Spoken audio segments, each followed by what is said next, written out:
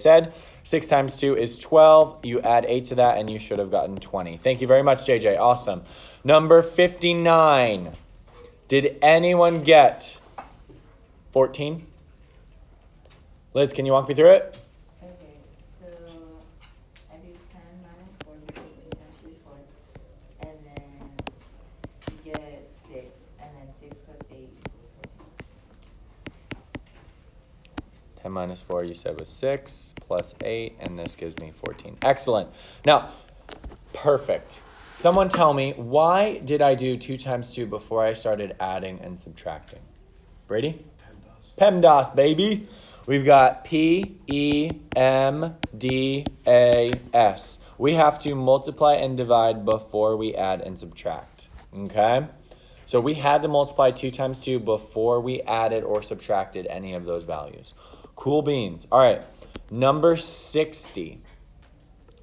4 times x plus 2 minus 5x. 2 and then the 5 and the 2, which is 4 times 4 minus 10.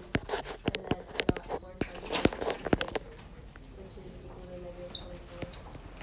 So you did 2 plus 2, which gave you 4. But before you did that, what did you have to do? Because you're working on the parentheses, right? Oh yeah, like I put it in parentheses. Yeah, but why would the 5 times 2 have to come first? Oh, because multiplication. Very good. Multiplication has to come first. So I just do it that first, just like that. And then I do 4, and then you would add these. You would get 4 minus 10. And then 4 minus 10 is just 4 times negative 6. And that gives you negative 24. Awesome. Awesome, awesome, awesome. I multiplied like before. You distributed the 4, okay? Did you get the same answer? Yeah. Excellent, okay? I don't care whichever way you do it. Some people combine the x and the negative 5x inside, and they got negative 4x plus 2, and then they distributed, okay? All of those methods are fine. Remember, as long as you don't commit an algebra crime, you're good to go. Okay, number 61. X over 2 plus 5x minus 7. Did anyone get the answer of 4? Aiden, go for it. 14 for x, and I got 1 plus 10 minus 7. No, 1 plus 11 minus 7. So you got 2 over 2, which gave you 1, right? Yeah. Plus 5 times 2, which gave you 10 minus 7. Yeah. So then you got 11 minus 7, which gave you 4. How many people got all 4 spot on? Let's go. Good work, people. Good work, guys. Okay. Are there any questions on how we plug in or evaluate? Okay. Are we all evaluating at this time with parentheses? Please tell me we're evaluating with parentheses, right? Okay, awesome. All right, guys. So for today, we are going to jump into lesson 3.3, but before we do that, let's listen to our announcements. So, Aya, can you help me out? Can you double tap the screen?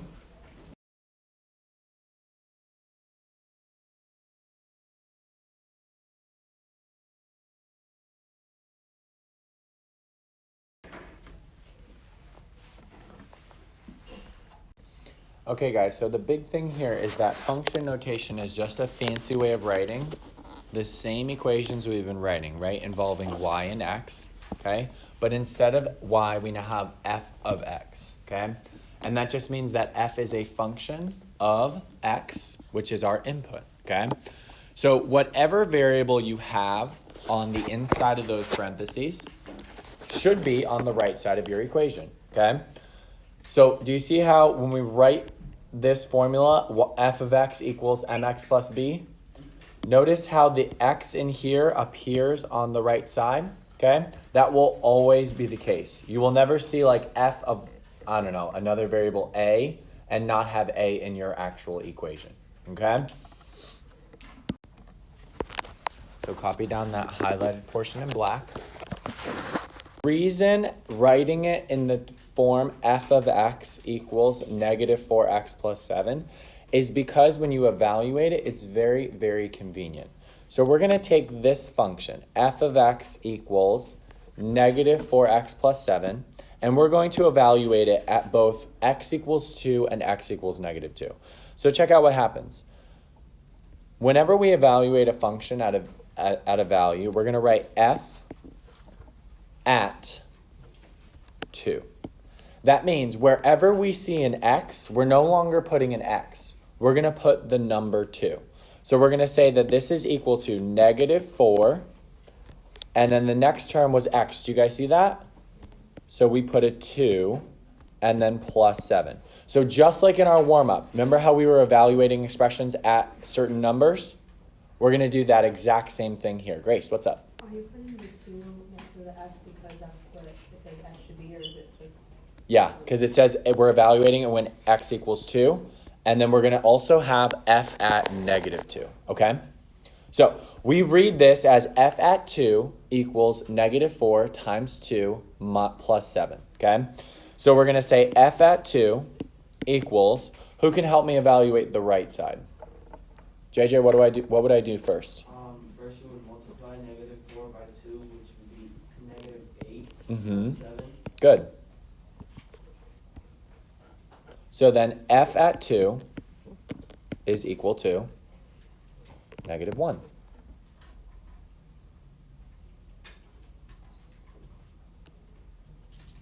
Okay, so now when we're evaluating f of x at x equals negative 2, we're going to write it as f. What do you think goes inside my parentheses? Carson? Negative 2. Negative 2. And wherever I see an x, I'm not putting x anymore, I'm putting negative 2. So we've got negative 4 times negative 2 plus 7.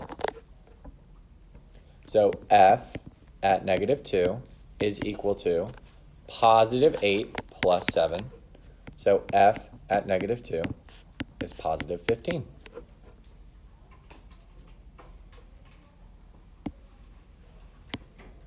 So f at negative 2 was positive 15, f at positive 2 was negative 1.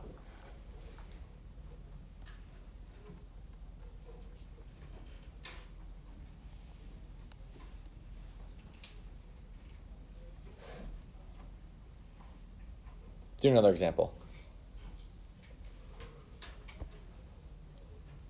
Let's say we had g of x, copy this down, is equal to negative x minus 2. The variable doesn't matter. What's that? The f doesn't matter. It can be any. Remember, it can be any letter that we want. This is just saying now our function is no longer called f, it's called g, okay? So whenever we're evaluating, it would be g at and then a value, okay? Let's evaluate it at x equals negative 3 and x equals positive 1. I want you to use the right notation and try to figure out both of those values for it. So I'm plugging negative 3 for x, there's a g, negative 3 in parentheses equals negative 3 in parentheses minus 2. And then we got g parentheses negative 3 equals 6. Super close. Super duper close. Seth, what'd she miss? You didn't subtract. It was supposed to be subtraction, right? I think, Carson, maybe you multiplied negative 3 and negative 2. Yeah. Now, we're also missing one other thing. Do you see how this was a negative x to begin with? We needed that negative outside of our parentheses, okay? So we needed it to be negative 3. Do you see how when we plug in for x, we're plugging in a negative value, so there's two negatives there? Yeah. This becomes a positive 3. Oops, hold on. There we go. This becomes a positive 3 minus 2, which just gives us 1. How many people got 1? Okay. Did we write it like this? G at negative 3. Awesome. Okay. Next one should have been g at 1. Jonathan. I put g parentheses 1 equals negative 1 and negative 2. Perfect. So guys, do you see how important it is that we plug in with parentheses? You could do everything right, but you forgot to plug in with parentheses and you get the question wrong, okay? This is something you're gonna see on your quiz, so make sure when you're given these types of questions, you plug in with parentheses so you get it right, okay? All right. Amina, what's up? How come how come it's a -1? So remember when we plugged in, right, we had negative x minus 2. That negative has to stay when we're plugging in for x, right? And then we add the minus 2 at the end. So it should look like that no matter what we're plugging in, and then we just stick the number in next to it. So the one, they used 1 used for the other one, or they used 1, but there was no negative, so I just left it positive. Like for this one? Yeah, no, yeah, the other one. The one we just, Oh. next to that one, Yeah, so this one, remember, it was a negative x, but for x we're plugging in -3, right? So we have a -3, which becomes a +3. So then you take the +3 and you subtract 2 from it, and you get +1. Good questions, good questions. Okay. Okay, oops. Next one, guys. All right, now, when we write stuff in function notation, don't copy this down yet, okay? It means something, okay? So we're going to take a look at what it means if we were given this problem where f of t is the outside temperature at t hours after 6 a.m. We need to explain the meaning of each statement. Go ahead and copy down the question now. Let f of t be the outside temperature and explain the meaning of each statement. Copy down A, B, and C.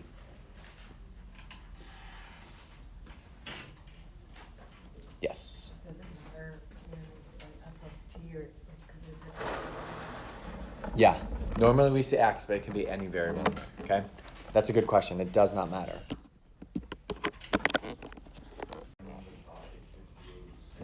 Very good. Because when t equals 0, what does that mean, Pedro? It's exactly at 6 a.m. We haven't gone past 6 a.m. at all. Okay? So at 6 a.m. What did you say, Pedro? It's gonna be 58 degrees outside. Okay?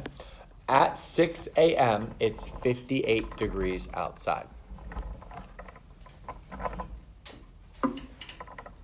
Okay. What about B? Grace, what do you think? I'm not really sure, is it 12? At 12 p.m. How'd you get 12 p.m.? Because 6 is 6 a.m. 6 hours is 6 a.m. Correct. 6 hours after 6 a.m. because it said there's a 6 in here. What's the temperature outside?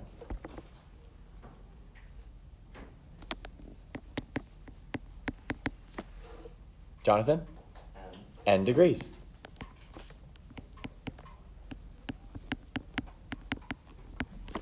At 12 p.m., it is N degrees Fahrenheit outside. How do we get there? Well, our T in this case was being evaluated at 6.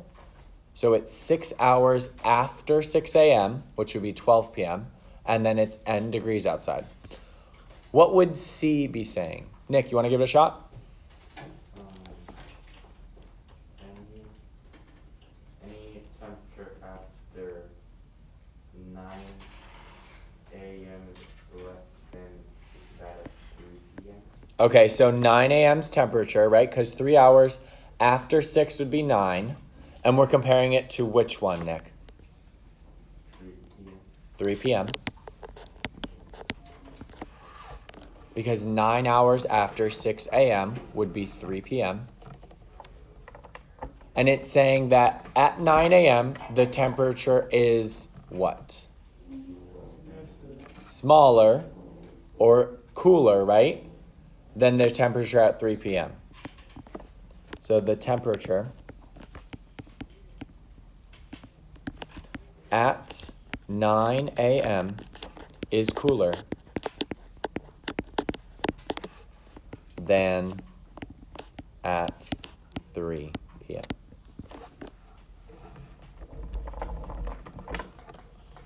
So our functions, okay, in this case it represented temperature, are just being evaluated at different values, okay? But they mean different things.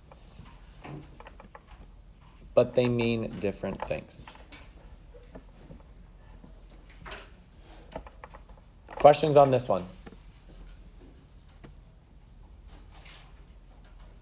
Okay, the other thing that you'll see on your quiz is when you have to solve for the independent variable, okay? So go ahead and copy down the h of x equals 2 over 3x minus 5, and h of x equals negative 7. In this case, before we were given the value of x and we were told to evaluate. Now we're given the value of h of x and we need to find the value of x.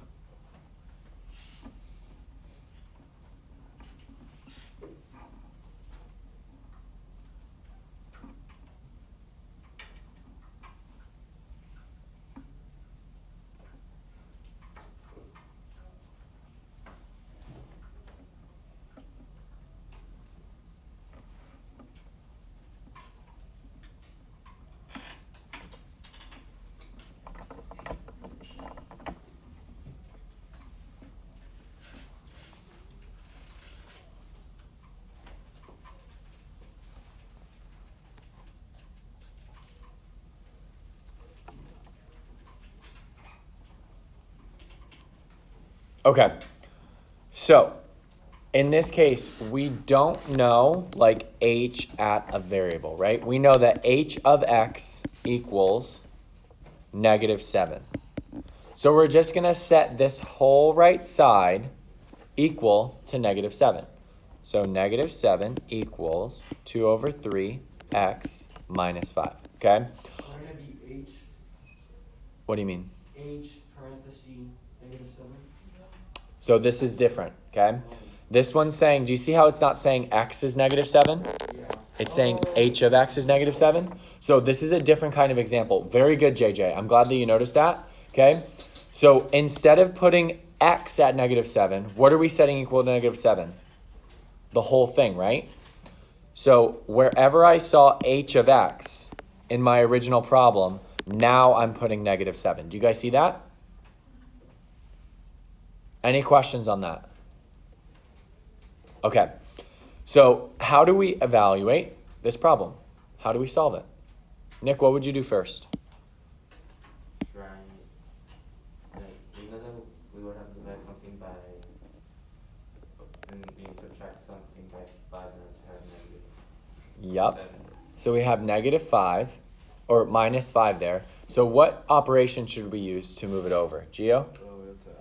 Let's add 5 to both sides, right? Because we're trying to get x alone, because that's our variable. So we're adding 5 to both sides. We're going to get negative 2 equals 2 over 3x.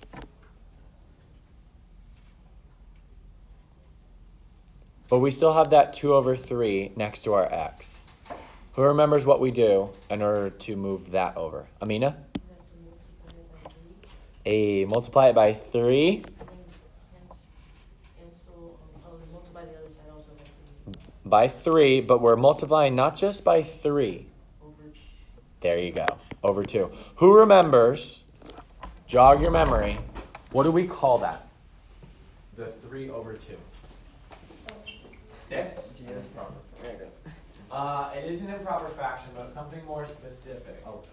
Aya? You should have this. I was the name. The reciprocal. Very good. Okay? We call that the reciprocal. Anything that is the fraction flipped is called the reciprocal. Okay? Now, the reciprocal is important because the 3's will cancel, the 2's will cancel. What do we have left over on the right? Grace? x, I'm sorry. And on the left? 3 over 2 times negative 2, and then we make it over 1. Excelente. The 2's will cancel. Oh, I see what you're saying. You make this negative 2 over 1, right? The 2's cancel, right? And you just get negative 3 over 1, which is negative 3. So x at negative 3. Look how we write it, guys. So we said that h of x was equal to negative 7, right? We wanted to find out the value of x that made that happen. We evaluate h at negative 3, and we get negative 7. This is our final answer. Gabby? Why is it negative 3? Because it was a negative 2. Okay. It was a negative 2. When we did negative 7 plus 5, we got negative 2. And then we multiplied by 3 over 2. Okay. So at the end, it's still a positive times a negative. That negative is going to stick with the 2. Yes or no? Be honest. Yeah, I got it. Okay. Okay, so that is our final answer. H at negative 3 was equal to negative 7. Okay, and if you have graph paper, now is the time to take it out. We are definitely going to be graphing right now, okay? So we're going to graph f of x equals 2x plus 5. F of x equals 2x plus 5. Wait, what's the title for this? Oh. Graph f of x equals 2x plus 5.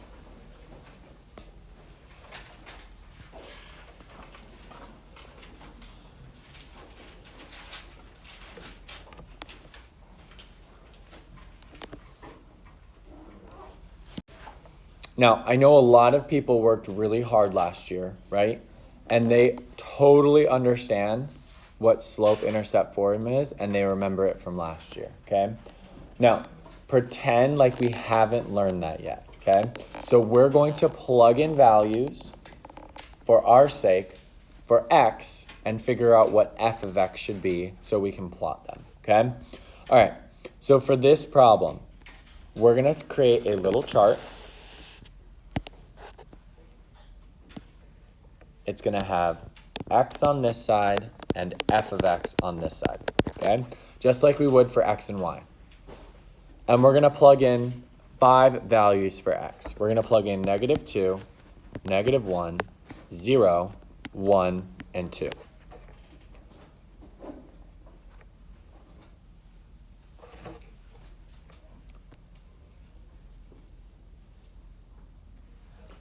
Remember, f of x equals 2x plus 5. When we plug in x equals negative 2, we're going to evaluate f of x at negative 2. So we're going to write it like this, f at negative 2. When we evaluate f of x at negative 1, we're going to write it as f at negative 1. When we evaluate it at 0, we're going to write it as f at 0. When we evaluate it at 1, it's going to be f at 1. And when we evaluate it at 2, it's going to be f at 2.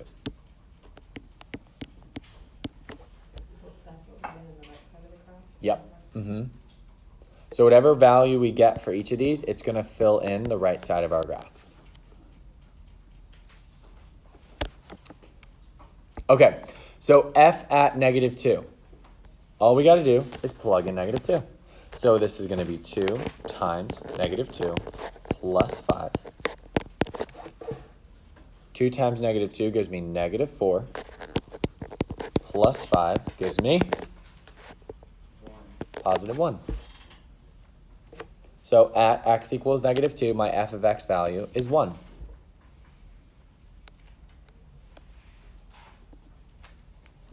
F at negative 1. We're going to get 2, in parentheses we got negative 1, plus 5 equals negative 2 plus 5, which is 3. So at negative 1, we're going to get 3.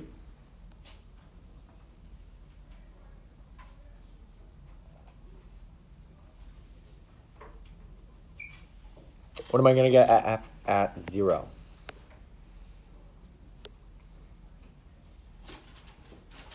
Nick? Good. 2 times 0 plus 5 will be 0 plus 5, which is 5. Excellent. So at x equals 0, f of x is 5. What am I going to get at 1?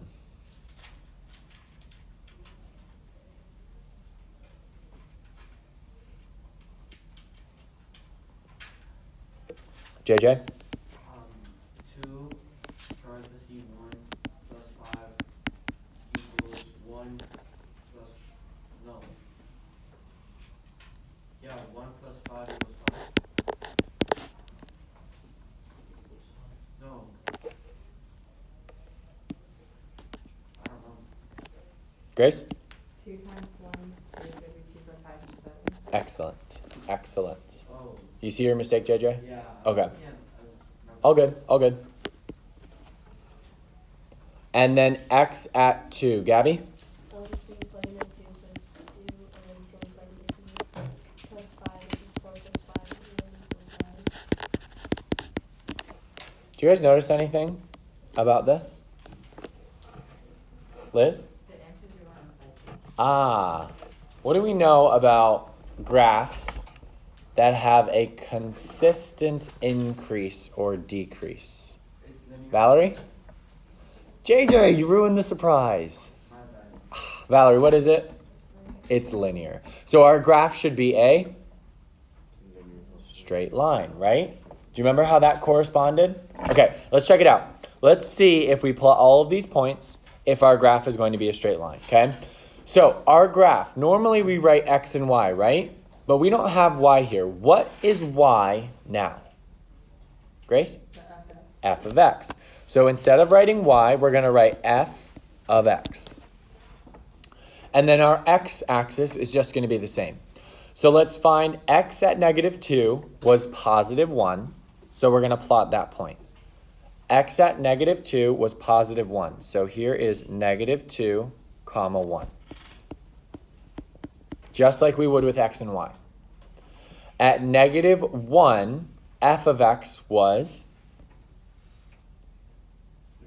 3. So we're going to go -1, comma 3. Here's our next point. At 0, f of x was 5. So we're going to go 0, comma 5.